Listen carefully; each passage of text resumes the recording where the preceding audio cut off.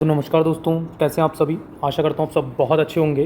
तो जैसा कि मैंने आपसे वादा किया था, जो ऊर्जा वाली यूनिट है, आपने बोला था कि यूनिट 8 का सर कोई कंटेंट मिल नहीं रहा है, तो इसके 3 और 5 मार्कर बनवा दो। तो जो ये वीडियो मैं लेके आया हूँ वो लेके आया हूँ यूनिट 8 की ऊर्जा वाली जो यूनिट है, ऊर्जा के परंपरा और गैर परंपरागत जो स्रोत हैं उसकी यूनिट ये रहेगी। ठीक है, सॉरी, उसकी यूनिट रहेगी। और ये देख सकते हैं आप, ऊर्जा क्या है, परंपरागत स्रोत, गैर परंपरागत स्रोत, कोकिंग कोल क्या है, परंपरागत ऊर्जा स्रोत की विशेषताएं, पेट्रोलियम क्या है। ये देखो, ये 2009 में ये क्वेश्चन आया था। 2009 MPPSC mains, 2019 sorry MPPSC mains में क्वेश्चन आया था, पेट्रोलियम या सिलायरम, सिलायरस क्या है। ठीक है, ये कबीर पब्लिकेशन की बुक है। मैंने आपको जैसा कि इससे पहले बता ही दिया था, कबीर पब्लिकेशन के हम 3 और 5 मार्कर यहाँ कवर कर रहे हैं।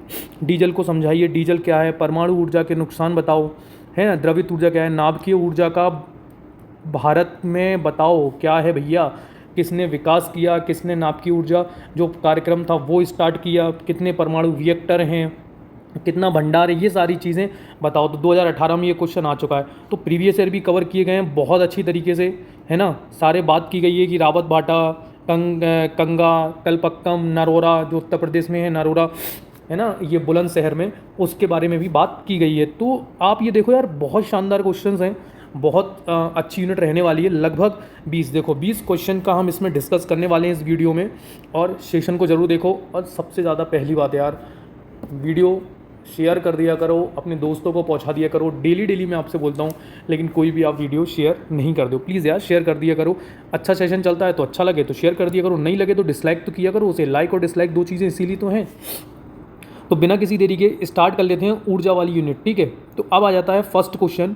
सबसे पहले तो ऊर्जा वाली यूनिट का जो वो है अर्थ, परिभाषा और उदाहरण वगैरह बताने हैं इनके, परंपरागत और गैर परंपरागत साधन। एक सेकंड में एसी ऑफ कर दूँ,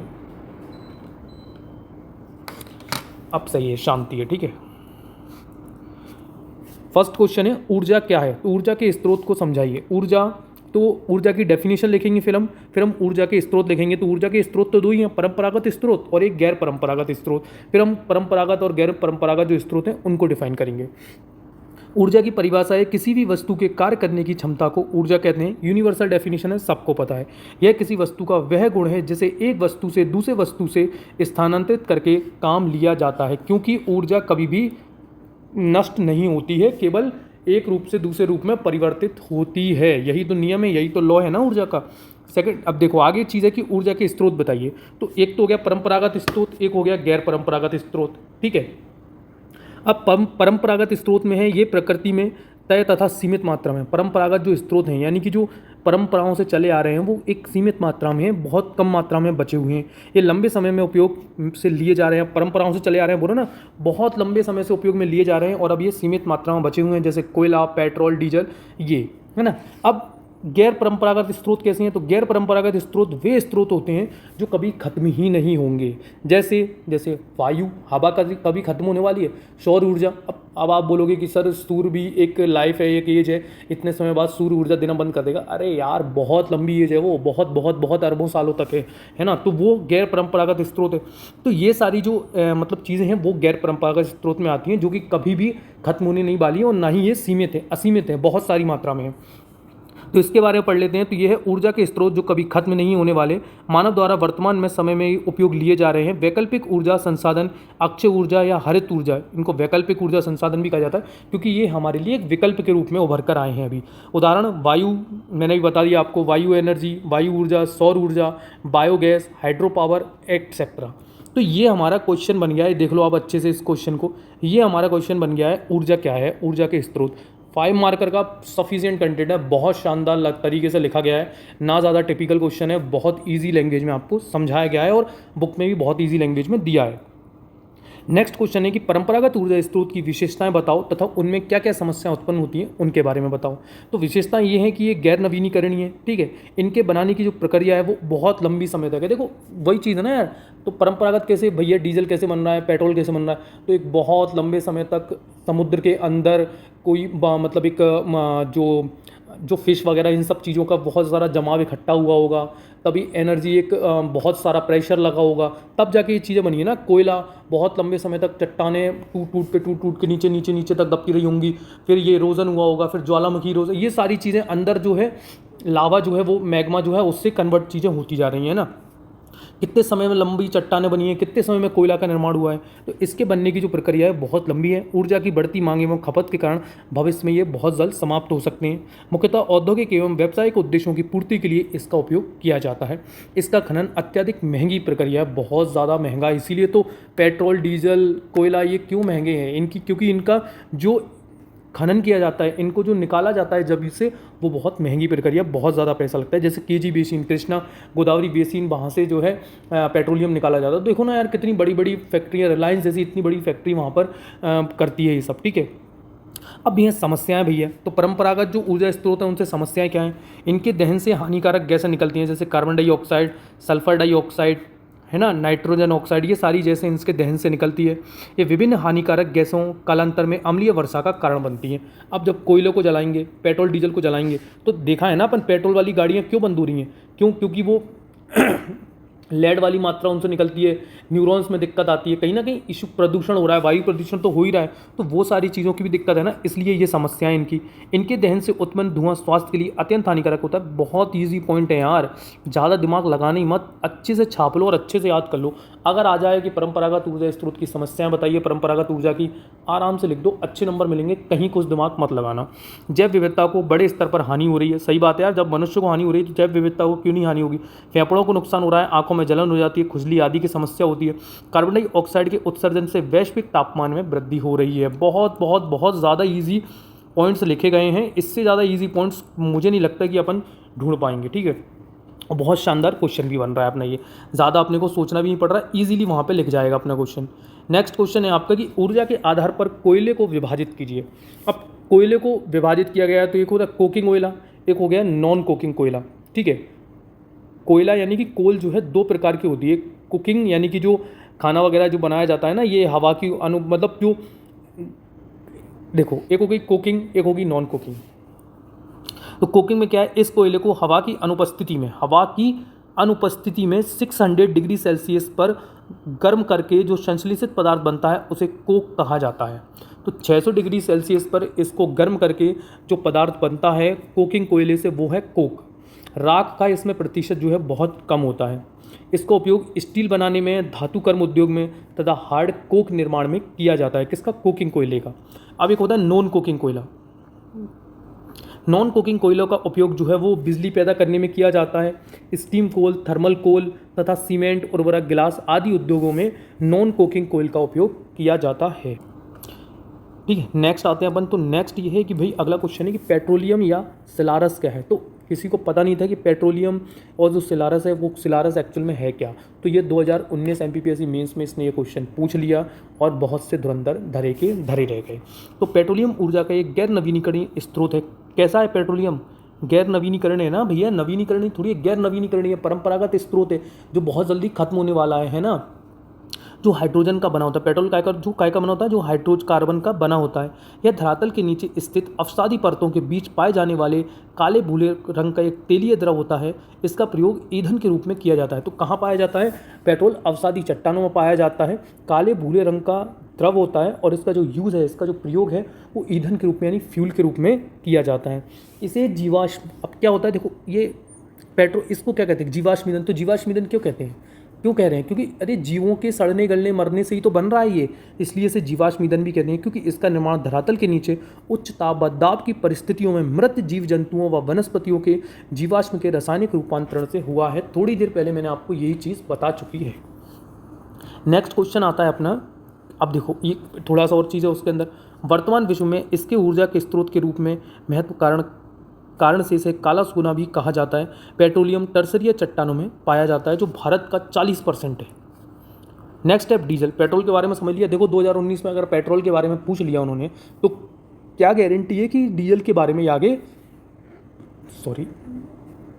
क्या गारंटी है कि आगे डीजल के बारे में नहीं पूछेंगे, इसलिए डीजल वाला भी कवर कर रखा है। तो यह एक तरल तथा तैलीय द्रव हाइड्रोकार्बन है जो पेट्रोलियम के प्रभावी आसवन से प्राप्त होता है। तो डीजल कैसे प्राप्त होता है? डीजल और पेट्रोल दोनों ही प्रभावी आसवन विधि के द्वारा प्राप्त होते हैं। पेट्रोलियम के प्रभावी आसवन से डीजल प्राप्त होता है। इसका प्रयोग वाहनों, उद्योगों, रेलवे आदि ऊर्जा के स्रोतों के रूप में किया जाता है। यह पर्यावरणीय दृष्टि से हानिकारक होता है। हानिकारक तो होता ही है क्योंकि ये गैस कार्बन डाइऑक्साइड वगैरह ये सब, कार्बन मोनोऑक्साइड वगैरह ये सब चीज़ें निकलती हैं इनसे। इससे जलने से विषैली गैसें निकलती हैं, जैसे सल्फर डाइऑक्साइड SO2 निकलती है ना, जो अम्ल वर्षा में सहायक है। यह पेट्रोल की तुलना में सस्ता होता है। तो ये तो सबको पता है भैया, पेट्रोल की तुलना में ये सस्ता होता है। कहीं कुछ दिक्कत है यार, बताओ मुझे, आ जाए तो क्यों हड़बड़ाना है, क्यों दिक्कत में आ जाना है, क्यों हमें ट्रबल में आ जाना है, जबकि क्वेश्चन हमें आता है, बहुत अच्छे से आता है। बस दिक्कत ये है कि 4 से 5 बार अच्छे से अपने हाथों से लिख लेंगे ना, तो तुरंत अगर एग्जाम में आया तुरंत क्लिक करेगा और तुरंत हम लिखने भी जाएंगे। फॉर्मेटिंग दिमाग में होगी, पॉइंट्स दिमाग के होंगे, फर्स्ट पॉइंट कौन सा लिखना है, सेकंड पॉइंट कौन सा लिखना है, थर्ड पॉइंट कौन सा लिखना है, ये सारी चीज़ें ना दिमाग में बहुत व्यवस्थित रूप से छपी होगी, तो लिखने में आसानी होगी। अब यही चीज़ लिखेंगे सब, लेकिन थोड़ा समय लग जाएगा उनको, 1 से 1.5 मिनट। अगर 1 से 1.5 मिनट उनको लग गई है कि क्वेश्चन को लिखने में, तो भैया दिक्कत तो आई गई ना आगे टाइम की। तो इसलिए हम ये प्रैक्टिस कर रहे हैं। नेक्स्ट क्वेश्चन है कि सिटी डीजल क्या होता है। सिटी डीजल क्या होता है भैया? डीजल का एक अच्छा मतलब अच्छा रूप होता है। जैसे बोलते हैं ना, मतलब अपन जब पेट्रोल पंप पे पेट्रोल डलवाने जाते हैं तो बोलते हैं ना यार कि मतलब स्पीड वाला डालूं या लो वाला, तो स्पीड वाला महंगा मिलता है ना। डलवाया कभी? तो सबने डलवाया होगा ना। तो स्पीड वाला 2 से 3 रुपये महंगा मिलता है, वो चीज़ है सिटी डीजल। सिटी डीजल का एक अत्यधिक स्वच्छ रूप है।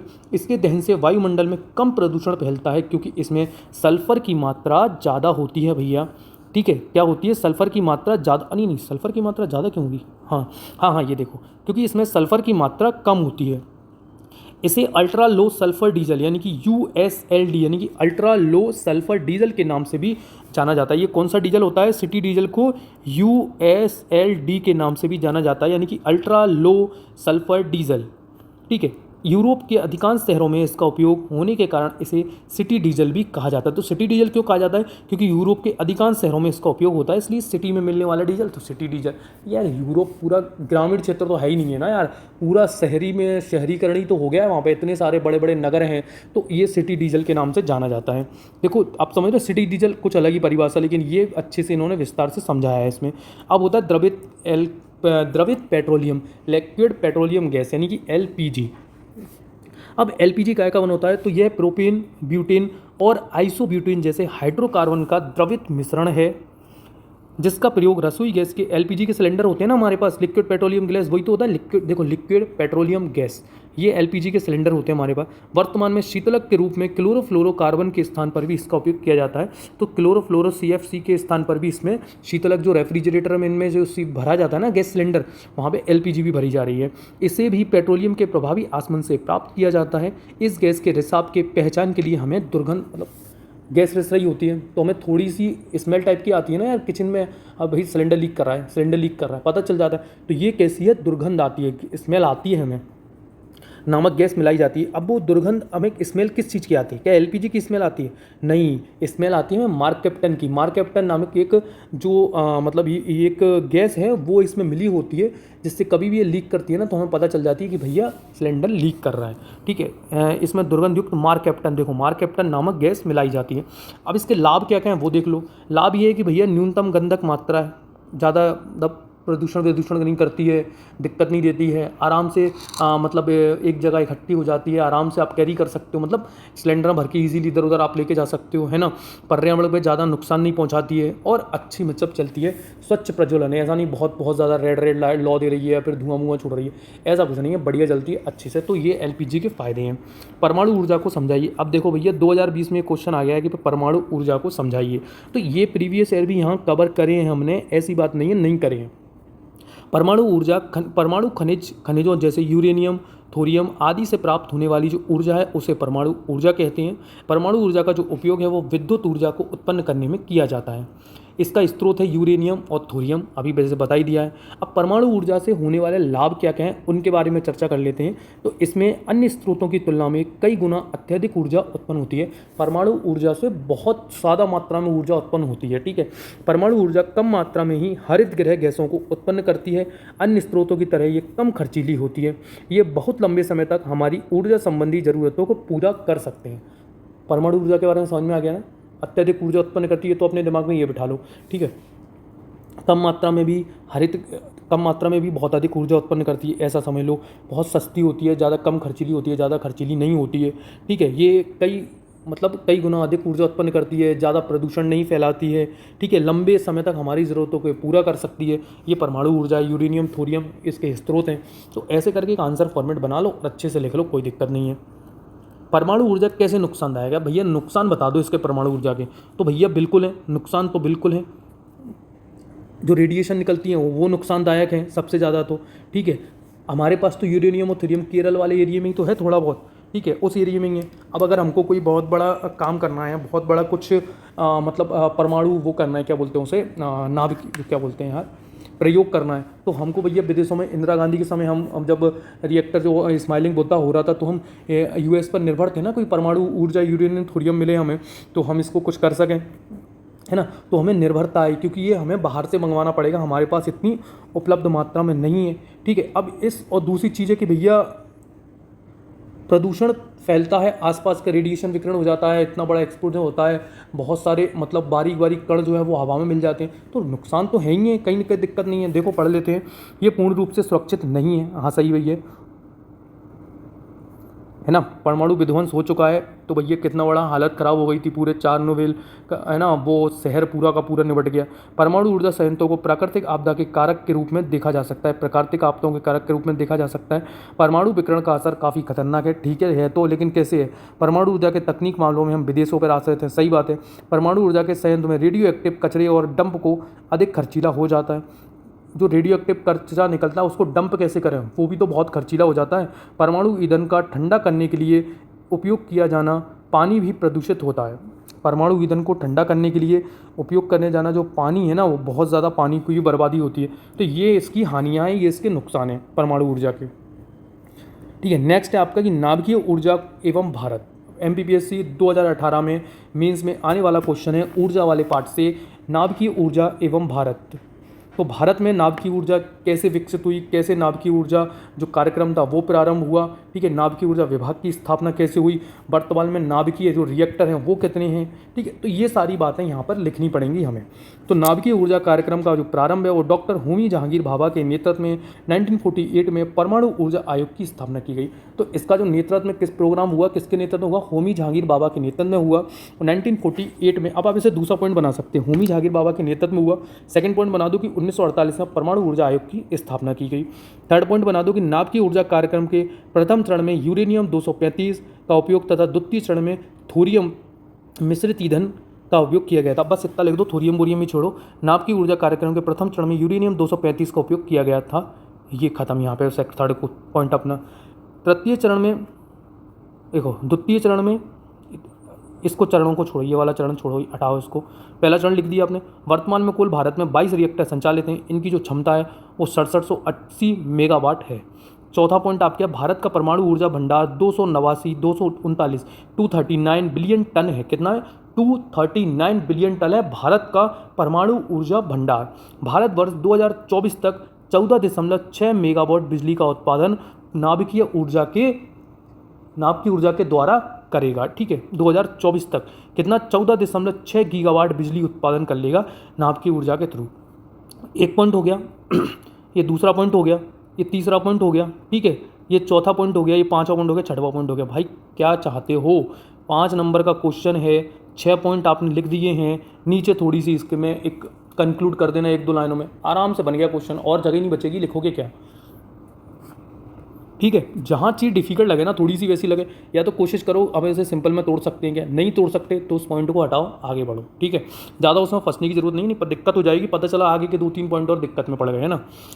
भारतीय परमाणु ऊर्जा संयंत्र बताइए। तो परमाणु ऊर्जा संयंत्र हैं भारत में, कहाँ कहाँ पर स्थित हैं, इनकी स्थिति बताइए, इनकी क्षमता बताइए। तो ये हमको स्थिति और क्षमता तो मेनली बतानी ही पड़ेगी यहाँ।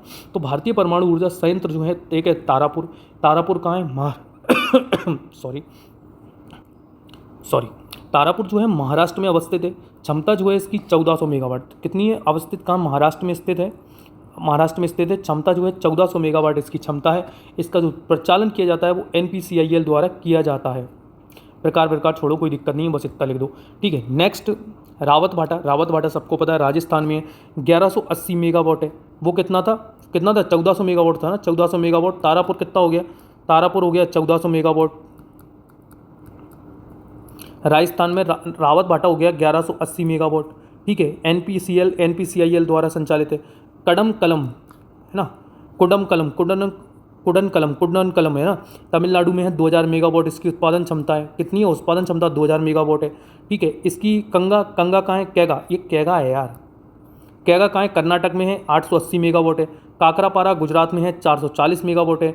कलपक्कम तमिलनाडु में है, 440। ये देखो, ये अब आ गई लाइन, 440 मेगावाट की तीनों लाइन है, गुजरात, तमिलनाडु, उत्तर प्रदेश की।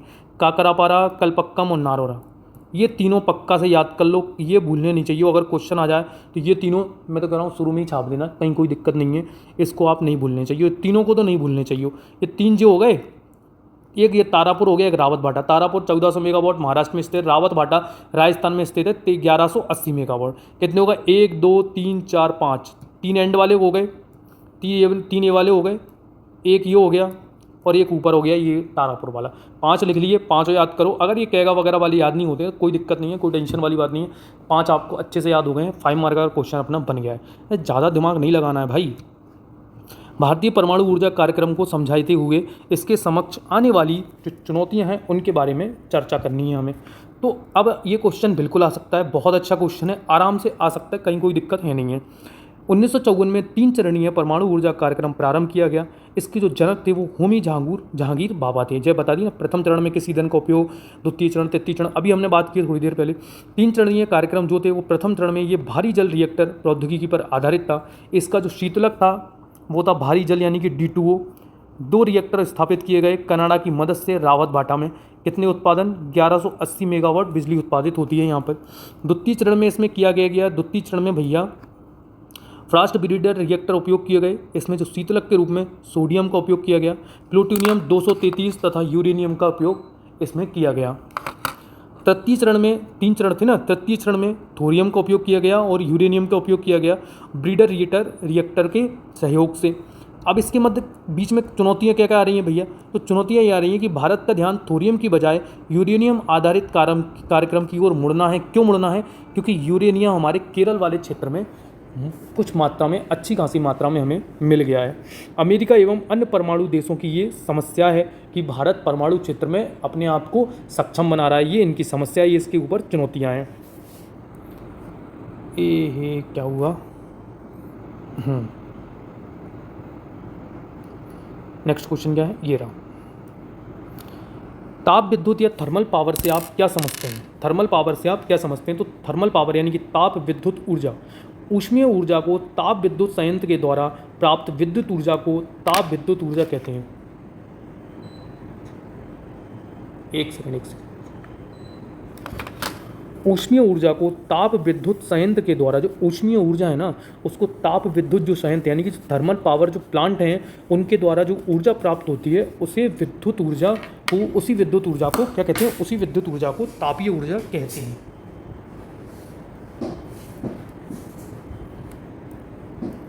अब इसका क्वेश्चन ये है कि भाई ये बात आ गई है यहाँ पर,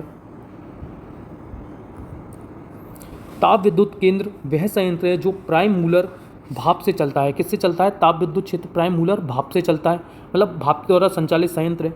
यह है माप, कोयला, गैस आदि को जलाकर पानी को गर्म किया जाता है। इस संयंत्र में शक्ति का परिवर्तन रेरकाइन चक्र के आधार पर किया जाता है। एक रेरकाइन चक्र होता है, उसके आधार पर इसमें शक्ति का परिवर्तन किया जाता है। यह विभिन्न प्रदूषणों का कारण है। ऊर्जा के कुल उत्पादन का 70% से अधिक उत्पादन ताप विद्युत द्वारा ही, ताप के द्वारा ही होता है। कितना परसेंट, 70% इसके द्वारा ही होता है। और प्रदूषण का सबसे ज़्यादा जो कारण है वो भी यही है। तो सबसे ज़्यादा जो प्रदूषण हो रहा है वो ताप विद्युत संयंत्रों के द्वारा ही हो रहा है। जल प्रदूषण या हाइड्रो पावर क्या है, तो जल प्रदूषण क्या है, तो गिरते हुए या बहते हुए जल की गतिज ऊर्जा से जो विद्युत ऊर्जा उत्पन्न होती है उसे हम जल विद्युत कहते हैं। तो जल विद्युत क्या है, जल से, देखो यार आपने डैम वगैरह में देखा होगा ना, बहुत स्पीड में पानी चल रहा है और नीचे एक टरबाइन लगा हुआ है, वो उससे गोल गोल गोल गोल घूम रहा है, इससे विद्युत उत्पादन हो रहा है, बिजली बन रही है, और यही है विद्युत ऊर्जा, मतलब जल से विद्युत बनाने वाली ऊर्जा। है ना, उसे विद्युत ऊर्जा कहते हैं। भारत में अनेक बहुउद्देशीय परियोजनाएं जो जल विद्युत उत्पन्न करती हैं, इसके कारण कोई प्रदूषण नहीं होता। प्रदूषण कैसे होगा? स्पीड में जल आ रहा है, स्पीड में पानी आया, डैम से छोड़ा गया और एक आगे टरबाइन लगाया, उस पर बहुत तेज़ी से स्पीड में पानी गिरा और आगे वो चला, तो एक मैग्नेटिक, दोनों मैग्नेट के बीच में करंट बना, करंट फ्लो हुआ, आगे जाके विद्युत बन गई।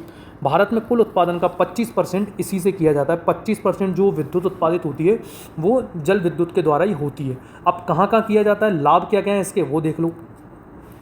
दुर्लभ ईंधन संसाधनों की रक्षा करता है, प्रदूषण रहित है, पर्यावरण के अनुकूल है, उत्पादन प्रचालन की लागत कम है। सही, ये तो आप इंपॉर्टेंट लिख ही सकते हो ना, प्रदूषण नहीं होता, प्रदूषण रहित है, पर्यावरण के अनुकूल है, लागत कम होती है। ठीक है, 25 कुल ऊर्जा का 25% भाग इसी जल विद्युत ऊर्जा से प्राप्त किया जाता है।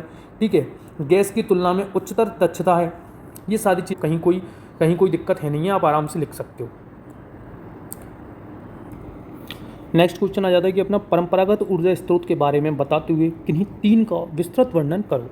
अब परंपरागत ऊर्जा स्रोत यानी कि कौन से ऊर्जा स्रोत जो बहुत लंबे समय तक नहीं चलने वाले हैं, पेट्रोल, डीजल, कोयला, ये सब परंपरागत ऊर्जा स्रोत हैं। ठीक है, प्राकृतिक रूप से प्राप्त ऊर्जा के ऐसे संसाधन जिनका हम पुनः उपयोग संभव नहीं है, ऊर्जा के परंपरागत ऊर्जा स्रोत कहलाते हैं। जिनका पुनः उपयोग, परंपरागत के बारे में पूछा है ना, ये देखो ना यार, परंपरागत के बारे में पूछा है, तो यहाँ आप गैर परंपरागत के बारे में क्यों बता रहे हो? और देखो, मैंने जो बोला वही सही है।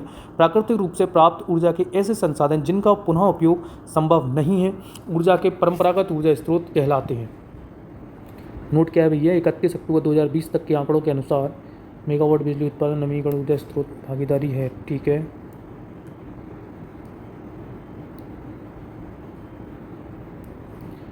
तो एक गैर परंपरागत ऊर्जा स्रोत कौन से हो गए? भूतापीय ऊर्जा, नाभिकीय ऊर्जा, बायोमास, ज्वारीय, सौर ऊर्जा, पवन ऊर्जा, समुद्री ऊर्जा, हाइड्रोकार्बन ऊर्जा।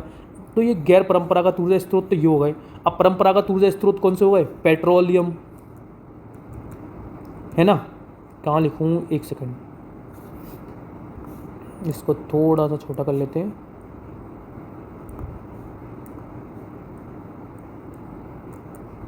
पेट्रोल, डीजल, है ना, पेट्रोल, डीजल और क्या हो गया आपका, कोयला, ये आपके परंपरागत ऊर्जा स्रोत हो गए। दोनों चीज़ आपको समझ में आ गई होंगी अच्छे से। अब इन्होंने सौर ऊर्जा को थोड़ा सा डिफाइन कर दिया है, आप भी कर देना, कोई दिक्कत नहीं है। पवन ऊर्जा को डिफाइन कर दिया है। बायोमास ऊर्जा कौन सी होती है? जो फसलों के अपशिष्ट वगैरह जलाते हैं ना, जो जैसे वो होता है ना, ये चारा वगैरह क्या होता है, हरियाणा साइड जो जलती है यार, क्या बोलते हैं, जैसे बहुत सारा प्रदूषण दिल्ली शहर में आता है, तो वो चीज़ भी बायोमास ऊर्जा में ही आती है ना। अब नेक्स्ट क्वेश्चन है कि नवीनीकरणीय ऊर्जा स्रोत के बारे में समझाइए। अभी बता दिया है ना थोड़ी देर पहले कि ऊर्जा असीमित मात्रा में उपलब्ध है जिनका पुनः उपयोग संभव है, सतत रूप से ऊर्जा प्रदान करेंगे। ये ऊर्जा स्रोत अच्छे हैं, ये प्रदूषणहीन या पर्यावरण हितैषी होते हैं, इनका प्रयोग बिजली उत्पादन हेतु किया जाता है। परंपरागत स्रोत की तुलना में ये सस्ते होते हैं। तो ये वही हो गए नवीनीकरणीय, मतलब जो अभी हम वर्तमान में यूज़ कर रहे हैं ना, कौन से स्रोत, सौर ऊर्जा, ये सब, पवन ऊर्जा, वायु ऊर्जा, ये सारे वो नवीनीकरणीय स्रोत हैं। ठीक है, गैर परंपरागत ऊर्जा एवं भारत। तो नवीनीकरणीय ऊर्जा अब देश की स्थापित बिजली क्षमता 24%, 25% विद्युत ऊर्जा को उत्पादित करती है। 2022 तक 175 गीगावाट नवीनीकरणीय ऊर्जा क्षमता स्थापित की जाएगी। इसके अकॉर्डिंग करंट का फैक्ट अपडेट कर लेना, वहाँ लिख देना, कहीं कोई ऐसी दिक्कत नहीं है। अच्छे से इसमें फैक्ट की क्षमता है, भारत में कितनी गैर परंपरागत ऊर्जा स्रोत हैं, कौन कौन से हैं, किस सन में कितनी उत्पादन क्षमता है ना, पवन ऊर्जा से कितना उत्पादित होता है, सौर ऊर्जा से कितना उत्पादित होता है, वायु ऊर्जा से कितना उत्पादित होता है ना, जो पवन चक्कियाँ, जो पवन ऊर्जा है उससे कितना उत्पादित होता है ना। लक्ष्य देखो 2035 तक 450 गीगावाट का लक्ष्य रखा गया है। प्रमुख राज्य जहाँ पर उत्पादित होता है, मध्य प्रदेश के देवास में आपको पता ही है कितनी सारी पवन चक्कियाँ हैं, गुजरात, राजस्थान, उत्तर प्रदेश, तमिलनाडु, इन सब राज्यों में जो है गैर परंपरागत ऊर्जा स्रोत का अच्छा खासा उत्पादन हो रहा है। नेक्स्ट क्वेश्चन क्या है? नेक्स्ट क्वेश्चन अपना है कि 18 है ना, 18वां क्वेश्चन है, नवीकरणीय ऊर्जा से संबंधित चुनौतियों पर चर्चा बताओ। अब देखो चुनौतियां आ गए हैं, बहुत इंपॉर्टेंट क्वेश्चन है कि जो नवीकरणीय ऊर्जा, जो हम जिसको बहुत लाभदायक बोल रहे हैं, जो आने वाले समय में हमारी भविष्य को तय करने वाली है, अब इसके समक्ष चुनौतियां क्या क्या हैं, उन पर चर्चा करनी है। तो इससे अधिक मात्रा में ऊर्जा उत्पन्न करना एक बड़ी चुनौती है।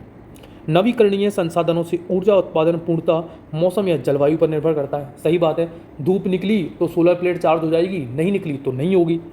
नवीकरणीय ऊर्जा प्रौद्योगिकी बाजार में अभी काफ़ी महंगी है और नई नई है, ठीक है, बहुत ज़्यादा महंगी भी है। सही बात है यार, आप जाओ मार्केट में, सोलर प्लेट कितनी महंगी है।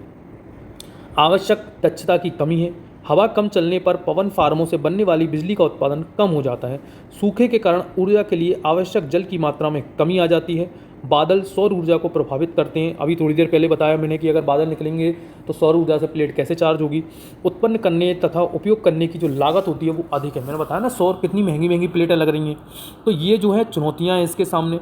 तो यार क्वेश्चन पता है कब डिफिकल्ट है, जब आपने ढंग से पढ़ा नहीं है, जब आपको आता नहीं है। इस क्वेश्चन को 2 से 3 बार लिख के देखो, अगर आ गया क्वेश्चन तो आप फट्टे से 1 से 1.5 मिनट में पूरा आंसर लिख दोगे अच्छे से, बहुत बेहतरीन फॉर्मेट में, ठीक है। और अगला बंदा 1.5 मिनट तक सोचेगा कि लिखूं क्या। नेक्स्ट क्वेश्चन है कि ये आ गया आप, ओके। वैकल्पिक स्रोत वर्तमान परिदृश्य एवं भविष्य की संभावनाओं के बारे में बताइए। तो परंपरागत स्रोत और गैर परंपरागत स्रोत में अंतर बता दो भैया। तो अंतर आपको बताने की कोई ज़रूरत है क्या? अब आपने ऊपर परंपरागत स्रोत भी समझ लिया, गैर परंपरागत स्रोत भी समझ लिया, तो अंतर तो आप खुद लिख लोगे, कहीं कोई दिक्कत है क्या?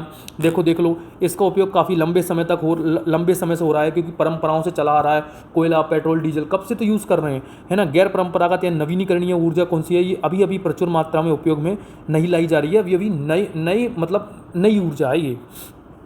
नवीनीकरणीय संभव नहीं है, इसमें अभी नवीकरणीय संभव है बहुत सारी, इसमें अभी तो बहुत सारे इन्वेंशंस, बहुत सारे सुधार करने की ज़रूरत है। ये लंबे समय तक प्रयोग में नहीं लाए जा सकते, जिसके कारण इन्हें भविष्य का ऊर्जा संसाधन नहीं कहा जा सकता, इन्हें भविष्य का संसाधन कहा जाता है। सौर ऊर्जा भविष्य का ही तो संसाधन है, पवन ऊर्जा भविष्य का ऊर्जा संसाधन है, कोयला, पेट्रोल, डीजल है भविष्य का, कब खत्म हो जाए पता नहीं है। ये ऊर्जा संसाधन प्रदूषण के बहुत बड़े स्रोत हैं, बहुत ज़्यादा प्रदूषण कर रहा है। पेट्रोल, डीजल कितना प्रदूषण करता है, पर अब सौर ऊर्जा क्या प्रदूषण करेगी, वायु ऊर्जा क्या प्रदूषण करेगी? नहीं करेगी ना, ये तो प्रकृति की हितैषी है। तकनीकी, अब परंपरागत में देखो कि तकनीकी अपेक्षाकृत आसानी से उपलब्ध है, तकनीकी अपेक्षाकृत आसानी से उपलब्ध नहीं है। सही बात है, अभी नई है तो इतनी ज़्यादा टेक्नोलॉजी इसमें आई नहीं है। किसमें? गैर परंपरागत में। प्रमुख उदाहरण क्या है? कोयला, पेट्रोल, डीजल, ये सारी चीज़ हो गई। इनके उदाहरण सौर ऊर्जा, पवन ऊर्जा, गैस ऊर्जा, वायु गैस ऊर्जा, ये सारे उदाहरण अभी बात हो ही गई है, इतनी देर से हम इसी पे तो चर्चा कर रहे हैं। नेक्स्ट क्वेश्चन आता है और लास्ट क्वेश्चन इस वीडियो का, कि राष्ट्रीय हाइड्रोजन मिशन पर टिप्पणी लिखी है। तो राष्ट्रीय हाइड्रोजन मिशन 26 नवंबर 2020 को शुरू किया गया। इसका जो उद्देश्य था वो था कि भाई भविष्य में ग्रीन हाइड्रोजन का उत्पादन करना, है ना। ये देखो लिखा है, भावी संभावनाओं को देखते हुए ग्रीन हाइड्रोजन का उत्पादन करना इसका उद्देश्य था। अधिक से अधिक ग्रीन हाइड्रोजन का उत्पादन हो, हाइड्रोजन के वितरण एवं अनुप्रयोग प्रौद्योगिकी का विकास करना, बड़े पैमाने पर वैश्विक रूप से प्रतिस्पर्धी जो विशेषज्ञ लोग हैं उनका विकास करना, तथा कार्य निष्पादन एवं गुणवत्ता मानकों को लागू करना। ये राष्ट्रीय हाइड्रोजन जो मिशन चलाया गया था 26 नवंबर 2020 को, इसके जो उद्देश्य थे वो ये थे, ठीक है। तो थैंक यू दोस्तों, अगर वीडियो अच्छी लगी हो तो ज़्यादा से ज़्यादा दोस्तों को शेयर करें, वीडियो को लाइक करें, चैनल को सब्सक्राइब ज़रूर कर लो यार। देख लो, अगर अच्छा लग रहा हो तो कर लो, नहीं लग रहा हो तो क्या ही बोल सकता हूँ मैं, है ना।